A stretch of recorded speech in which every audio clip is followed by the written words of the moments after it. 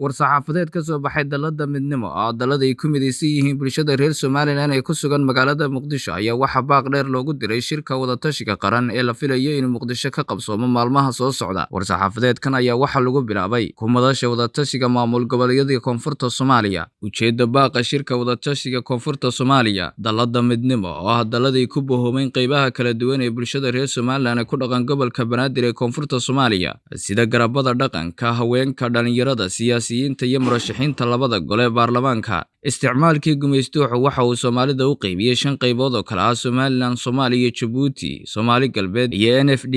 Somaliland waxay ahayd dal yar oo 5 maalmood oo kaliya jirsatay kadib markii ay xorriyadeeda ka qaadatay boqortooyada Ingiriiska 1926 Juun. Somaliland waxay maalintii 6aad la midowday Soomaalidii Koonfurta Soomaaliya, sidaana waxa 1 Luulyo lagu sameeyay Jamhuuriyaddii Soomaaliya. Nasiib darase midowgaasi waxa axdigii dhankooda jabiyay qaybtii goboleedyada Koonfurta Soomaaliya ee xorriyadda ka qaatay isticmaalkii Talyaaniga. Somaliland waxa ay 18 May 1991 dib uga noqotay midowgii lagu hungoobay 1 Julaay 1960 ilaa haddana wax aqoonsiga kama helin beesha caalamka, inkastoo ay beesha caalamku og yihiin inay wax shaqo ku lahayn dawladaha ka jira Koonfurta Soomaaliya. Haddaba ururka midnimo waxa uu ugu baaqayaa dawladda federaalka Koonfurta Soomaaliya in federaal keliya ay noqon karaan Somaliland iyo Soomaaliya. Federaal lama noqon karaan maamul Goboleedyada Koonfurta Soomaaliya keligood oo ka mid ah labadii gobol ee midowgii 1960. Sidoo kale dalada midnimo shirka la filayo in Muqdisho ka dhaco uma aqoonsan doonto shir qaran, balse waxay u aqoonsan doontaa shirka madasha wada tashiga Koonfurta Soomaaliya oo ay ku kulmeen keliya dhinacyada ra'iisul wasaaraha xukuumadda Soomaaliya iyo 5 madaxweyne ee maamul Goboleedyada Koonfur Galbeed, Galmudug, Hirshabelle, Puntland, Jubbaland iyo gudoomiyaha gobolka Banaadir. Sidaas daraadeed waxa uu ugu baaqayaa ra'iisul wasaaraha iyo madaxda maamul Goboleedyada Koonfurta Soomaaliya in shirku uu noqdo mid qaran, aynay Somaliland ku yeelato matalaadda qaybna ka noqoto shirka. Haddii kale Somaliland ay garab istaagaan inay noqoto